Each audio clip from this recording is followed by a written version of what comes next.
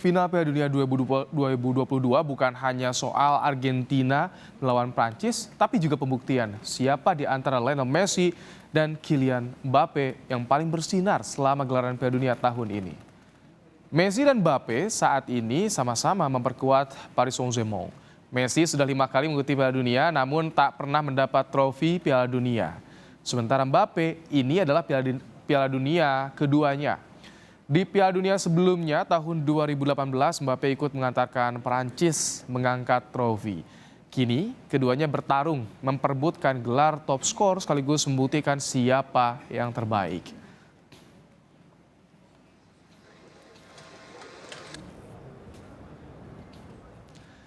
Kita lihat saudara statistik dua raksasa di laga final Piala Dunia malam nanti. Ada Argentina dan juga Prancis. Jumlah gol kemasukan sama-sama 5. Clean sheet Argentina lebih diunggulkan, ada 3 clean sheet, sementara Prancis hanya 1 clean sheet. Dan jumlah produktivitasnya Argentina 12, Prancis 14, lebih unggul Prancis untuk produktivitasnya.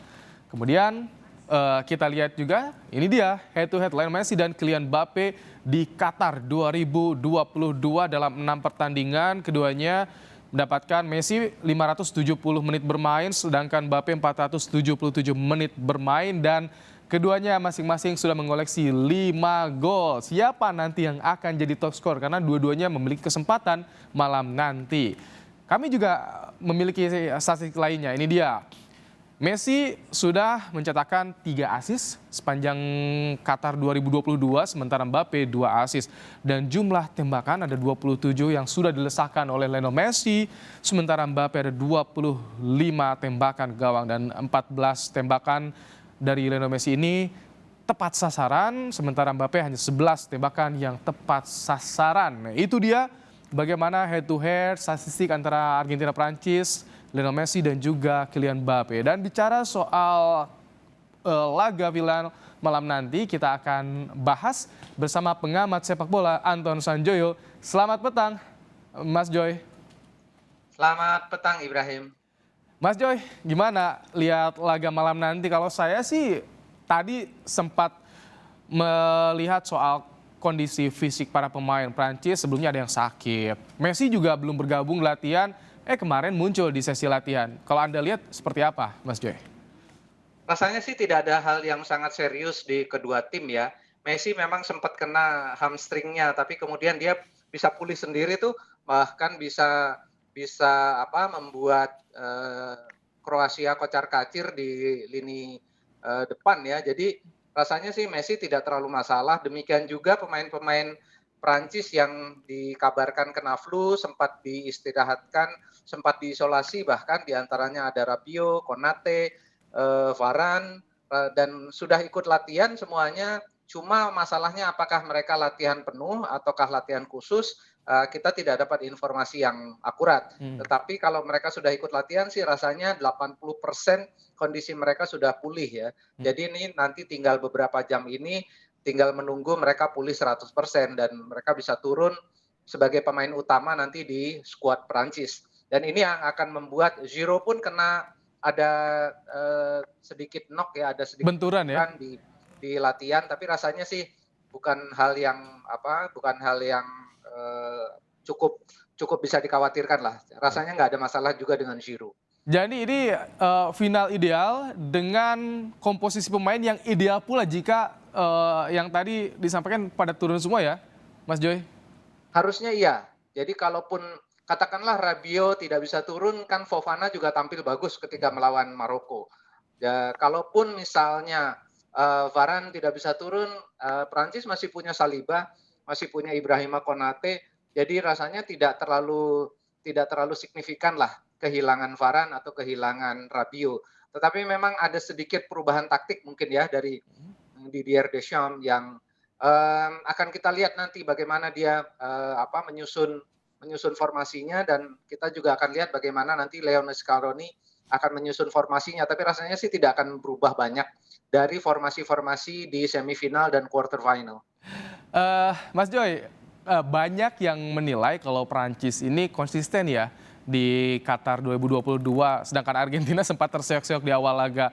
Jadi kalau Anda melihat ini bagaimana performa keduanya di semifinal, di final, bagaimana perjalanannya?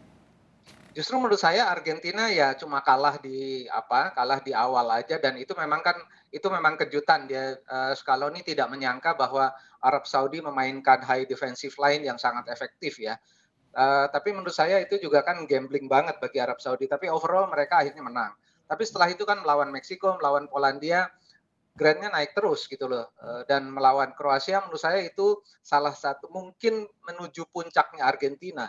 Sementara Perancis justru menurut saya agak turun penampilannya ketika menghadapi Maroko dan gol cepat dari Theo Hernandez itu membuat Perancis justru tertekan dan Maroko membuktikan bahwa mereka bisa membuat Mbappe, bisa membuat, Dembele, bisa membuat Giroud tidak terlalu berdaya sebetulnya di lini depan. Dan untung mereka masih punya Antoine Griezmann yang tampil luar biasa dan menjadi man of the match. Jadi memang Prancis menurut saya sedikit turun ketika melawan Maroko dan mereka harusnya bisa kembali recover ya Baik. di penampilan final ini dan saya sih juga berharap Argentina tetap pada stage yang tinggi ketika mereka menghadapi Kroasia dan jangan turun lagi supaya ini jadi benar-benar final yang ideal di Qatar Mas Joy, 2022. kenangan 2018 masih jadi bayang-bayang buat Argentina nggak sih? Rasanya sih, enggak juga ya. 2018 kan mereka kalah di 16 besar ya, dan itu tight match juga gitu loh. Dan waktu itu Mbappe lagi gila-gilanya tuh, dan ternyata kan Mbappe juga bisa dikunci. Lawan Kyle Walker kan dia juga tidak terlalu berdaya. Oke. Ketika melawan Maroko dia agak diasingkan juga, meskipun dia bisa melepaskan satu assist. Tapi peran Mbappe betul-betul dikucilkan ya ketika melawan Maroko. Melawan Inggris juga dia sebenarnya tidak terlalu moncer. Tetapi memang akhirnya pelatih-pelatih lain itu tahu bahwa Mbappe bisa dikunci, tapi problemnya kan yang dikunci nggak hanya Mbappe, harus mengunci Griezmann, harus mengunci Giroud, harus mengunci Dembele, harus mengunci Terlalu Fofana, banyak bisa pemain yang dikunci kalau begitu, Mas Joy. terlalu banyak. Demikian juga sebetulnya Argentina, karena Argentina konon katanya sangat bertumbuh pada Messi, tapi Julian Alvarez bisa bikin gol, ya Iya. kan? Dan menurut saya memang masih berat ke peran dari Messi di Argentina sih memang. Cuma memang tidak bisa juga hanya mengunci Messi karena mengunci Messi yang lain juga bablas nanti gitu loh. Jadi ini akan jadi pertarungan yang ketat di lini tengah.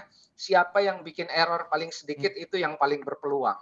Itu Kal- aja sebetulnya. Kalau tadi Anda bilang ada beberapa pemain yang harus dikunci. Nah, kalau misalkan dukungan dari support system ke-11 pemain nih bagaimana sih baik Prancis ataupun juga Argentina? Gimana maksudnya? Maaf. Support sistemnya mana yang lebih kuat? Argentina atau Prancis? Karena kan ada dua Kalau menurut bintang tuh. Kalau menurut saya sama-sama kuatnya ya, karena mereka juga kan ini tipe tipe permainannya menurut saya hampir sama. Jadi mereka memang offensive football, yang satu memang Prancis menurut saya jauh lebih efektif dalam memanfaatkan peluang. Sementara Argentina itu mereka lebih apa ya, lebih kalau roda itu muternya tuh kayak pelan gitu, tetapi ketika memasuki sepertiga akhir itu mereka speed-nya tuh bisa naik dan transisinya juga bagus. Pertahanan mereka juga kuat, pertahanan Perancis juga kuat. Jadi ini benar-benar final yang Oke. sangat ideal. Kalau dari sisi sistem hampir sama sih cara bermain mereka itu. Mas Joy, tadi Goloris bilang katanya tidak hanya akan fokus pada Messi saja. Apa Pasti. sih?